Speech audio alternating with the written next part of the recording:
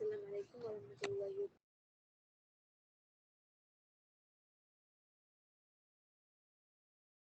wabarakatuh. Malaysian government should take firm action to prevent human trafficking.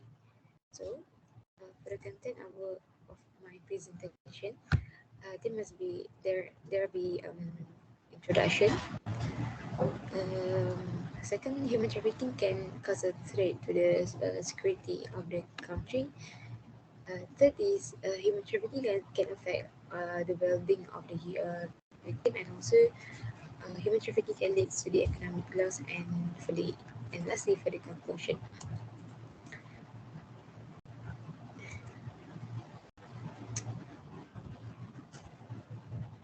Okay, so for the introduction, as we know that in Malaysia by the 1970s, the historical evidence that the Rohingyas can be traced, which is it is of course it is can lead to the human trafficking, because as we know that human trafficking otherwise is known as a modern slavery that can cause a bad situation for our country, since it is will affect the relationship, especially in the absence of especially in the acceptance of international law within the country, which is the respect of sovereignty, refusal of violence, and also the maintenance of equality. So, after the World War II, humankind should have their own life and freedom.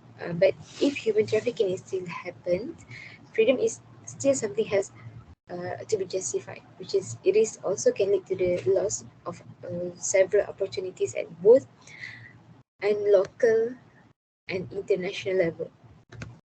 So, according to the U.S. Trafficking Victim Protection Reauthorization Act, sex trafficking or human trafficking occurs when a person is transported or recruited under forced coercion or fraud to perform commercial sexual activities, which is the main reason for sex trafficking is that victims are who are often living in poverty, have been tracked by traffickers into finding employment in opening up opportunities in the cities.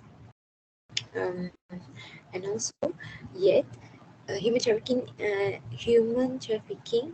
in Malaysia is still happening, and of course it is yet to resolve.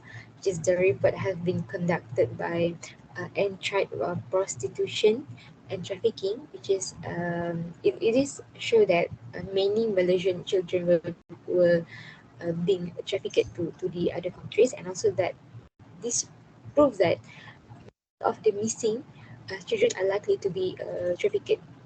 Okay, so um, and also, even human trafficking is prohibited and forbidden, there is still no solution, and it is keeps happening in the world, and is actually legal. It is a legal activities in some countries. So, of course, the Malaysian government should also provide more help to the victim of the slavery, either providing shelter, legal advice, or counseling for them. Okay. Okay. So, from and of course, human trafficking. Human trafficking activities may have many consequences, which is from the national security point of view, trafficking activities often undermine state and federal effort to protect the country, and for individual level, like of the well-being of the victim, of course it will be affect due to harmful and exploitation activities, and also from the economic loss, economic point of view, it is of course they are victim of traffic and remittance are significantly reduced. Um, Okay, next, for the first issue, which is the security of the country, which is human trafficking. As we know that human trafficking threatens the security of the country, which is human trafficking is a form model that involve violence, a threat to coerce person, people into being exploited for various purposes, which is it is includes violence and intimidation that force people to be exploited for a variety which is this purpose of the human trafficking is actually include of forced labor, of forced prostitution, domestic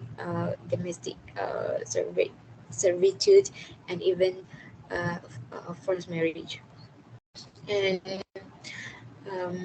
also, um, there is a okay Malaysia along with um, Indonesia and Thailand um, is one of the most affected countries influx of Rohingyas refugees. Which is in this situation, we can the sovereignty of a member state will be reduced as the illegal immigrants might cause havoc in the other countries, which is indirectly it will cause dissatisfaction amongst the netizen against the refugees and illegal immigration.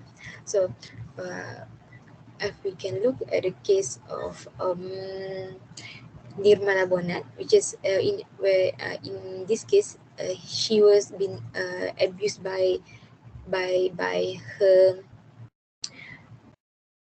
employer, which is in this case she Nirmala Bonat was abused by being beaten, thrown with hot water, and also burned with an iron, which is it is it is a criminal activity.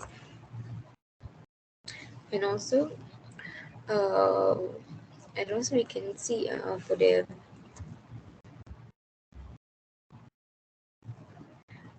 effect of well-being. Of course, it is the health consequences of human trafficking, which is it should be addressed as a public health problem of a global magnitude, which is of course it can cause physical, emotional, and sexual violence to the victim, especially the victim is a children and also a woman.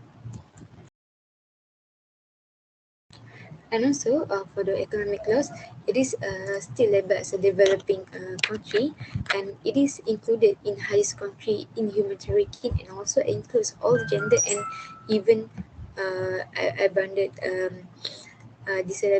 disabled children.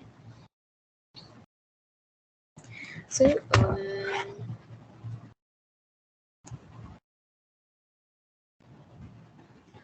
okay, for the conclusion this of this presentation, it is recommended that Malaysia can improve the law, provide more space to assist the NGOs such as shelters for trafficking victim, such as the NGOs Surahan Jaya Hak Asasi Manusia and Stop Human Trafficking, uh, um, and by allowing NGOs organizations more opportunities to help, letting them run the shelter instead of just the government, victims can receive better care and have their right better protected.